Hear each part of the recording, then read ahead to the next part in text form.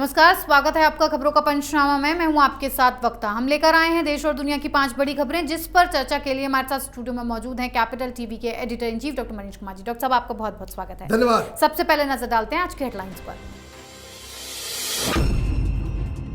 Drugs case में नवाब मलिक का नया ट्वीट बम, गोसावी और इन्फॉर्मर की व्हाट्सएप चैट की शेयर, वानखेड़े और काशिफ के रिश्तों पर उठाए सवाल। नवाब मलिक का बीजेपी पर बड़ा आरोप, कहा अमरावती में दंगे भड़काने की थी बड़ी साजिश, बीजेपी नेताओं ने बांटे थे पैसे। विवादित धर्मगुरु जाकिर नाइक के खिलाफ मोदी सरकार की बड़ी कार्रवाई, एनजीओ पर बैन को 5 साल के लिए बढ़ाया, देश के खिलाफ गतिविधियों में शामिल होने का है आरोप। ममता सरकार ने किया मोदी सरकार के बड़े फैसले का विरोध, बीएसएफ का दायरा बढ़ाने के खिलाफ विधानसभा में पेश किया प्रस्ताव। चीन को लेकर एक रिपोर्ट में बड़ा खुलासा, एलएसी के पास बसा रहा है गांव, आम लोगों को रहने के लिए दे रहा पैसों का लालच।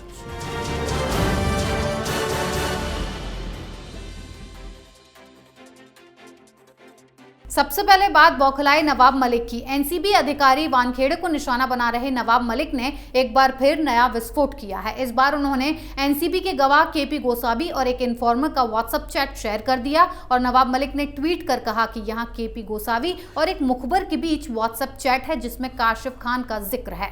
काशिफ खान से पूछताछ क्यों नहीं की जा रही है? काशिफ खान और समीर दाऊद वानखेड़े के बीच क्या संबंध है? नवाब मलिक ने जो व्हाट्सएप चैट शेयर किया है, इसमें गोसावी से बनी काशिफ और सोहेल अहमद की फोटो निकलवाने की बात कही गई है। डॉक्टर साहब, नवाब मलिक अब ट्वीट बम पर आ गए हैं, रोज कुछ नया पोस्ट कर देते हैं, करना क्या चाहते हैं? नवाब मलिक दरअसल अपने दामाद को लेकर के बड़े चिंतित नजर आ रहे हैं, क्योंकि उनको मालूम चल चुका है कि एनसीबी की जो नई टीम जो एसआईटी है वो फिर से उनके दामाद के केस को खंगाल रही है, वॉइस सैंपल्स लाने हैं। तो इन्होंने कुछ वॉइस सैंपल्स आज उन्होंने खुद अपनी तरफ से दे दिया। क्या किया उन्होंने व्हाट्सएप चैट और कुछ ऑडियो क्लिप्स उन्होंने शेयर किए ट्विटर के जरिए। अब उनको ये पता नहीं कि वो एक मंत्री हैं, इस तरह की चीज़ें उनके पास है, तो क्या उनके साथ करना चाहिए, उनकी जिम्मेदारी क्या है? तो खैर, एक मंत्री होने की जो जिम्मेदारी होती है, जो अकाउंटेबिलिटी होती है, उसकी तिलांजलि तो पहले दे चुके हैं। लेकिन अब ये आरोप लगा रहे हैं कि ये जो हमने व्हाट्सएप चैट्स दिए हैं, जो ऑडियो क्लिप्स हमने दिए हैं, उससे उन्होंने सवाल किया है कि समीर वानखेड़े का रिश्ता काशिफ खान से क्या है। सारे व्हाट्सएप चैट्स हमने देखे, सारे ऑडियो को हमने सुना, समीर वानखेड़े का कहीं नाम ही नहीं है। अब समीर वानखेड़े का नाम कहीं है नहीं और आप लिंकेजेस जोड़ रहे हो या आरोप लगा रहे हो, तो ये साबित करने की जिम्मेदारी किसकी है? जो शख्स ये बताएगा कि भाई हमारे पास ये ऑडियो क्लिप है या ये साक्ष्य है, और इससे ये पता चलता है कि समीर वानखेड़े और काशिफ खान का वो रिश्ता है, उससे कुछ जुड़ाव लग रहा है, तो ये किस तरह से ये दोनों के बीच कोई रिश्ता है, ये कौन साबित करेगा? ये साबित करने के तो उसी की जिम्मेदारी होगी जो ये सबूत लेकर के देगा कि भाई इसका रिश्ता समीर वानखेड़े से है। लेकिन वो ये काम नहीं कर रहे हैं। क्यों नहीं कर रहे हैं? क्योंकि वो प्योर राजनीति कर रहे हैं और अपने दामाद को बचाने के चक्कर में इस तरह की गलतियां कर रहे हैं, या फिर एक रणनीति के हिसाब काम कर रहे हैं कि कल अगर समीर खान जो उनका दामाद है उस पर कार्रवाई होती है तो ये कह सके कि देखिए हम एनसीबी के ऊपर सवाल खड़ा कर रहे हैं, तो हमें विक्टिम बनाया जा रहा है, हमें एक वेंडेटा के तहत हमारे ऊपर जो है बदले की कार्रवाई की जा रही है। यही उनकी स्ट्रेटजी है। जी डॉक्टर साहब, अब बात अमरावती हिंसा पर। एनसीपी नेता नवाब मलिक ने बीजेपी को घेरने के लिए नए मुद्दे पर राजनीति शुरू कर दी है और ये मुद्दा है अमरावती हिंसा का। नवाब मलिक अमरावती बवाल को लेकर बीजेपी पर बड़ा आरोप लगा रहे हैं। उन्होंने कहा कि बीजेपी नेता अनिल बोंडे और अन्य नेताओं ने हिंसा की साजिश रची, दंगे की पहली रात पैसे बांटे गए और युवाओं को शराब बांटकर दंगा भड़काने की कोशिश हुई। पूरे राज्य में दंगा भड़काने की कोशिश की गई थी, लेकिन राज्य की जनता ने ऐसा नहीं होने दिया। डॉक्टर साहब, नवाब मलिक बीजेपी को टारगेट करने के लिए किसी भी हद तक पहुंचते दिख रहे हैं, आखिर क्यों? देखिए, ये उनका काम है, लेकिन वो एक मंत्री भी है, इसलिए उनकी जिम्मेदारी है कि जो बात वो कहते हैं कि उसका सबूत भी वो सामने रखे। और चूंकि वो महाराष्ट्र का ही पूरा केस है, तो अब तक उन तमाम, चाहे वो सेलार हो, चाहे वो आशीष हो, चाहे जितने भी लोगों के नाम ये बता रहे हैं, उन लोगों को गिरफ्तार क्यों नहीं करते? ये गिरफ्तारी करेंगे नहीं, दंगा भड़का। अगर ये आरोप लगाया जा रहा है कि बीजेपी का फला फला लीडर दंगा भड़का रहा था, तो सरकार तो नहीं की है, इनको बाकायदा गिरफ्तार कर लेना चाहिए। लेकिन इस थ्योरी में ज़रा झोल समझिए वो क्या है।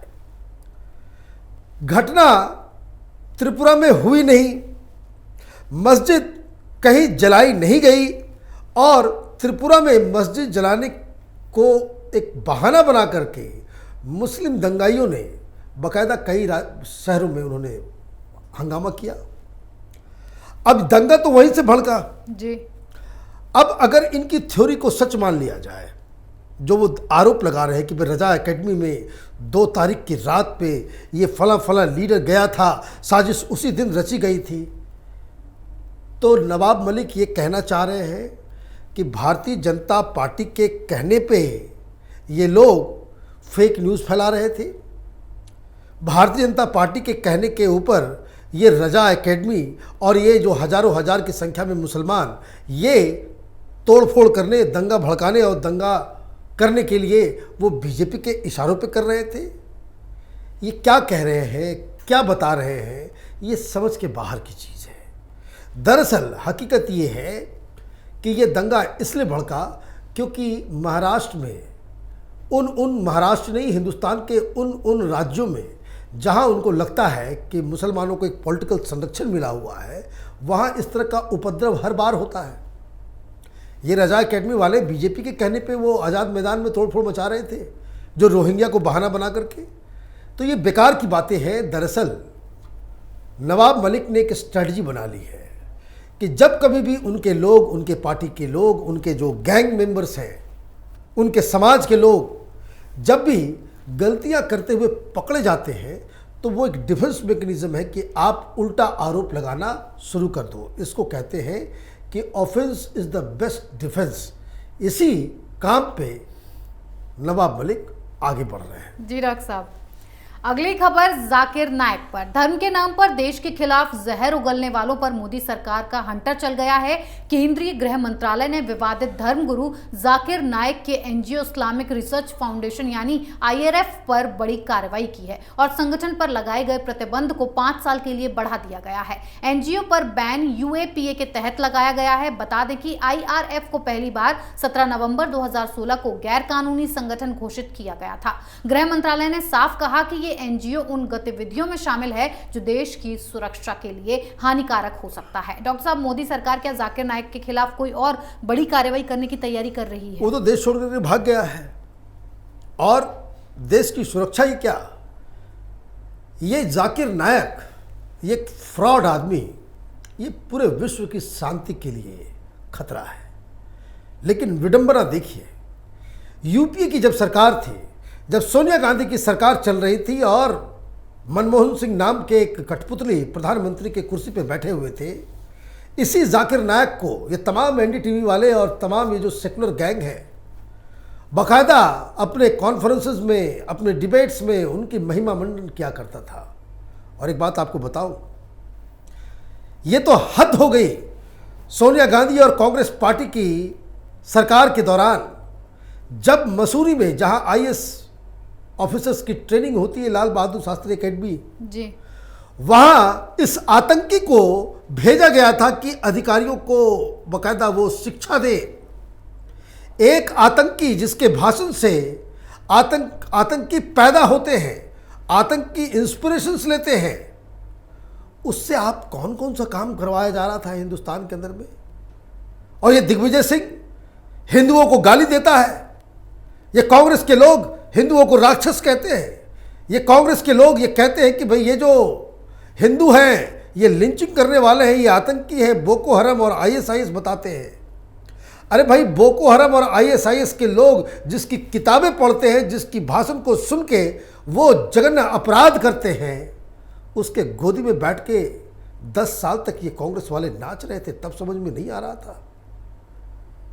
ओसामा जी और जाकिर नायक को यही कांग्रेस के लोगों ने शांति का मसीहा बता दिया था, शांति दूत।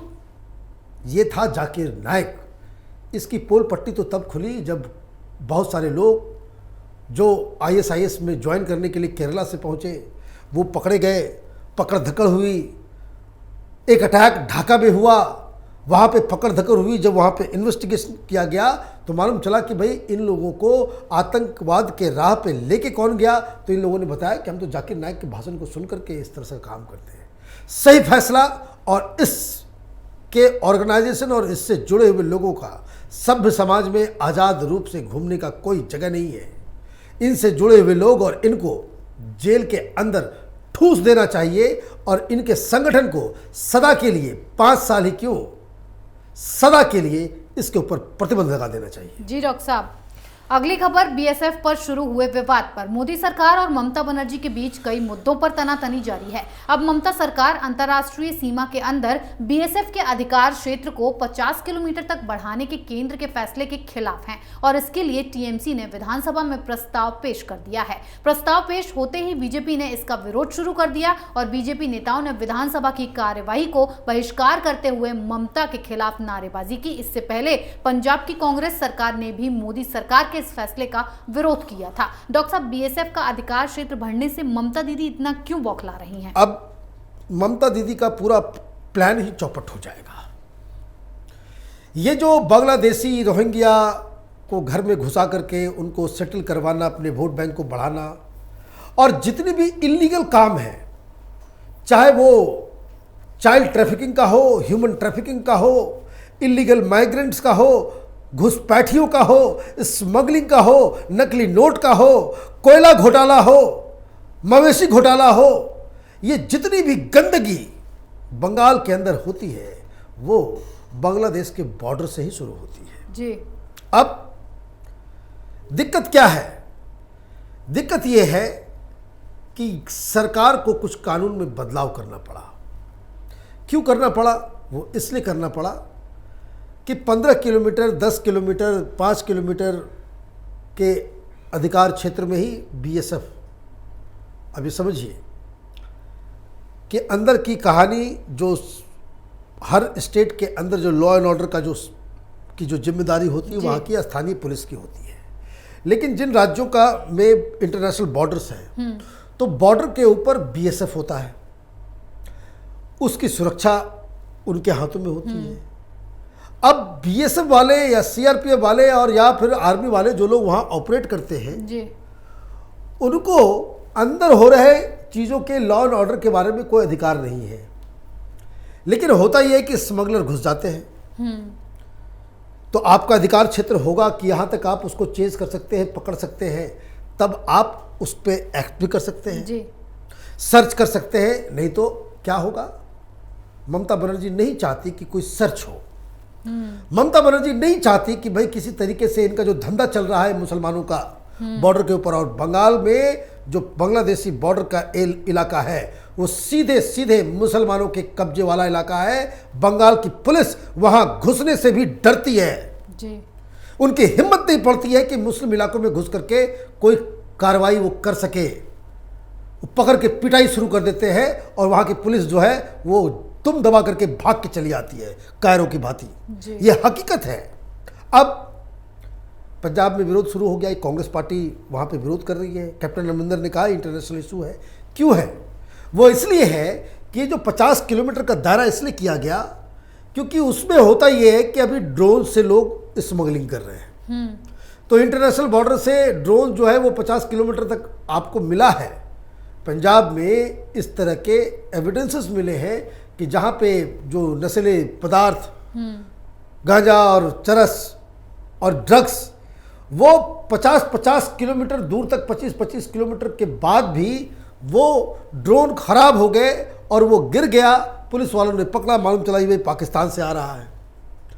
तो चाहे वो सोने की स्मगलिंग हो, ड्रग्स का धंधा हो, नकली नोट का धंधा हो, ड्रोन के जरिए आप वहां भेज सकते हैं। तो अगर अधिकार क्षेत्र नहीं होगा, बीएसएफ वहां पे सर्च नहीं कर सकती, वहां पे अगर पश्चिम बंगाल की पुलिस का ही अधिकार क्षेत्र से रहेगा तो ये धंधेबाजी तो खुलेआम चलेगी।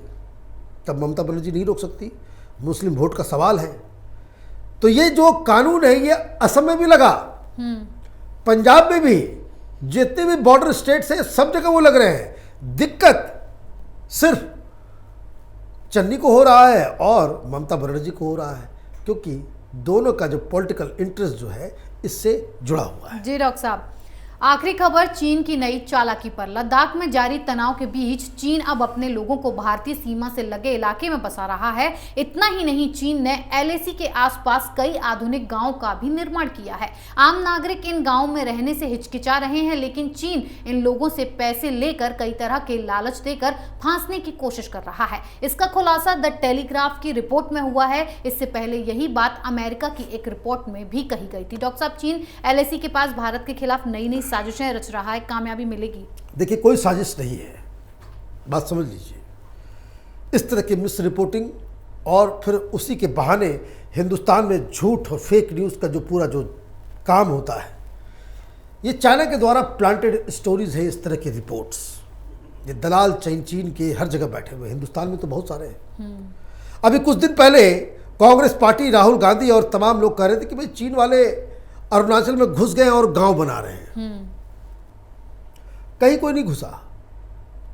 एक LAC है, एक बाउंड्री है जी। एक हिस्सा बॉर्डर के इधर हिंदुस्तान का, एक हिस्सा चीन के कब्जे में है। जो हिस्सा चीन के कब्जे में है वहां वो डैम बनाए, वहां वो गांव बनाए, लोगों को वहां पे बसाए। आप रोक सकते हैं क्या? भाई, हम भी बसा रहे हैं। जो बहुत सारे अननोन एरिया जो चीन के कब्जे में होना चाहिए, जो करार के मुताबिक, उस पर हमने भी कब्जा कर रखा है। क्या मतलब है इसका? अब ये वही चीज है कि अरुणाचल में किसी बॉर्डर एरिया में हम सड़क बना रहे हो, वहां पे गांव बसा रहे हो, और कोई खबर वहां पे चीन के अंदर, भाई हालांकि चीन में तो डेमोक्रेसी नहीं है, और ना ही वहां पे इस तरह के हिंदुस्तान में जैसे वाहियात विपक्ष के लीडर्स हैं जो हिंदुस्तान की को ही लंगी लगाने में जुटे हुए रहते हैं, बेइज्जत करने में जुटे हुए रहते हैं। उस तरह का तो अपोजिशन वहाँ है नहीं। तो वहाँ अगर वो कहने लग जाए कि भाई कि हिंदुस्तान जो है बॉर्डर के पास जो है गाँव बना रहा है, आधुनिक कैंप्स लगा रहे हैं, भाई वो हमारे इलाके में हम जो मन आए वो करेंगे। दिक्कत कब होगी?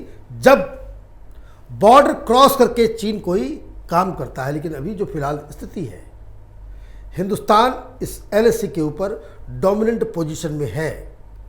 कोई भी शख्स ये खबर देता हो कि चीन घुस रहा है, तो गांव बसा रहा है, तो डैम बना रहा है, ये यकीन मानिए ये चीन की दलाली में ये लोग जुटे हुए हैं। जी डॉक्टर साहब, बहुत बहुत धन्यवाद इतनी जानकारी के लिए। धन्यवाद। खबरों का पंचनामा में आज के लिए इतना ही। देश विदेश की बाकी खबरों और उनके सटीक एनालिसिस के लिए देखते रहिए कैपिटल टीवी में। लाइक कीजिए, शेयर कीजिए और कैपिटल टीवी को सब्सक्राइब कीजिए। नमस्कार।